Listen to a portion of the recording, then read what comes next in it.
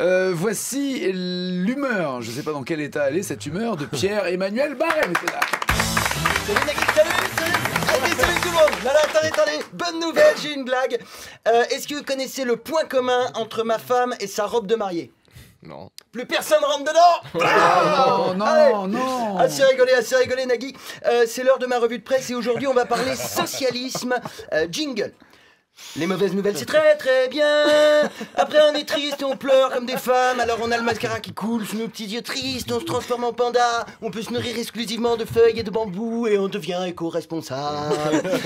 Alors c'est dingue, hein, j'ai l'impression d'être cancérologue. J'arrive, je m'assieds dans le fauteuil et je dis bon, j'ai une mauvaise nouvelle, hein. Après la loi de surveillance généralisée, après l'état d'urgence permanent, après l'amendement sur le secret des sources, après la réforme pénale, après la garde à vue de journalistes indépendants, le socialisme vous présente le fichier TES. Wouh! Et c'est quand même magique, hein, les mecs, tu leur files le pouvoir 5 ans pour qu'ils réduisent les inégalités. Tu ressors avec la loi El Khomri, 5,5 millions de chômeurs et la boîte à outils du parfait petit gouvernement totalitaire. Et Hollande, c'est Kim Jong-un, sans les yeux bridés et sans le charisme. Alors, le fichier TES, le fichier TES, qu'est-ce que c'est? Oui. Eh bien, c'est un grand fichier, hein, qui regroupe toutes les informations relatives à un individu, votre adresse physique, électronique, le nom de vos parents, la couleur de vos yeux, de vos cheveux, votre taille, votre photo et le diamètre de votre anus, hein. Et vu le diamètre actuel, je sens que ça tiendra pas sur une feuille A4. Dans le fichier, il y a aussi les empreintes digitales et anecdotes amusantes, hein, sur les empreintes digitales de Manuel Valls. On retrouve un peu de l'ADN du cul de tous les Français, hein. Alors, la mise en place du fichier est passée en scred, un peu un dimanche de Toussaint et en même temps c'était raccord. Le jour de la fête des morts, ils ont définitivement enterré le socialisme. Ah, parce que je les entends déjà, hein, les fils de pute qui vont me dire ouais mais en même temps moi ça me dérange pas le fichage, j'ai rien à me reprocher, hein, et si demain il y a un mec qui coule le vagin de toutes les femmes avec du fil de pêche, ils vont dire ouais mais en même temps moi ça me dérange pas le cousage de chatte, je mets jamais de tampax, hein. Non, et comment on fait sérieusement? Comment on fait s'ils promulguent une loi qui ordonne de mettre dans des camps tous les gens qui font moins d'1m37? Qui va présenter l'émission, hein? Non, les histoires de fichage géant, ça se termine toujours comme un Jackie et Michel. À la fin, on s'en prend plein la gueule. Alors, Nagui, j'aurais aimé finir sur une note positive pour détendre l'atmosphère. Hein, malheureusement, on le sait, une mauvaise nouvelle, c'est comme un réfugié syrien, ça n'arrive jamais seul, hein. Ça y est, les Américains ont voté. Les Américains ont voté depuis ce matin, tout le monde chiale, même à France Inter. Ouais, c'est une catastrophe. Oh non, Trump est président. Vous auriez préféré quoi pour les États-Unis? Une femme présidente?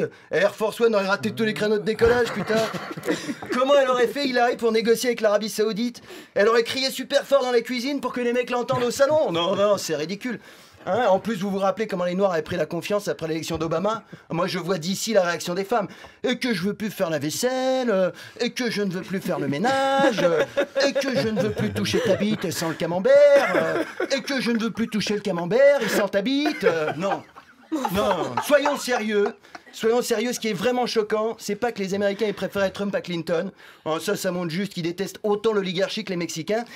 Hein, et puis je vous l'ai déjà dit, moi de toute façon, je n'attends plus qu'une chose des Américains, c'est qu'ils meurent, hein. Non, ce qui est vraiment choquant, c'est qu'ils aient élu un roux, putain! Les mecs ont élu un roux, merde! Ça va être quoi le prochain président des États-Unis, un handicapé? Hein, remarquez, pour une fois, on aura fait un truc avant les Américains.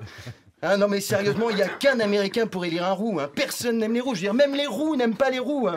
Je suis sûr que quand il sera tout seul dans le bureau ovale, il va se mettre des petites claques à lui-même, Trump, il va dire « Ah, sale roux, t'as gagné, sale roux !» Puis après, il va appeler Mylène Farmer, il va lui dire « On a réussi, chérie! Préviens Cohn-Bendit et Audrey Fleurot, on fait une rousse partie à la Maison-Blanche !» Hein. Alors d'accord, avec Trump au pouvoir, ça va être chaud aux États-Unis pour les PD, les Noirs, Mexicains, pauvres et musulmans, mais en même temps, est-ce que c'était les plus heureux avant l'élection? Non, non, non, au contraire, j'ai la solution pour eux. Teignez-vous en roux et frottez-vous le corps avec du maroilles. Vous aurez l'air con, bien sûr, mais vous ne serez pas expulsé.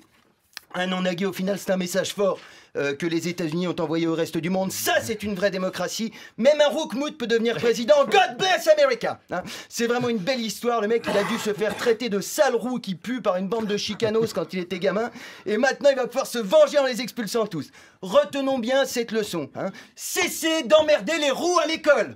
Merci de m'avoir écouté. France Inter, Nagui, la bande originale.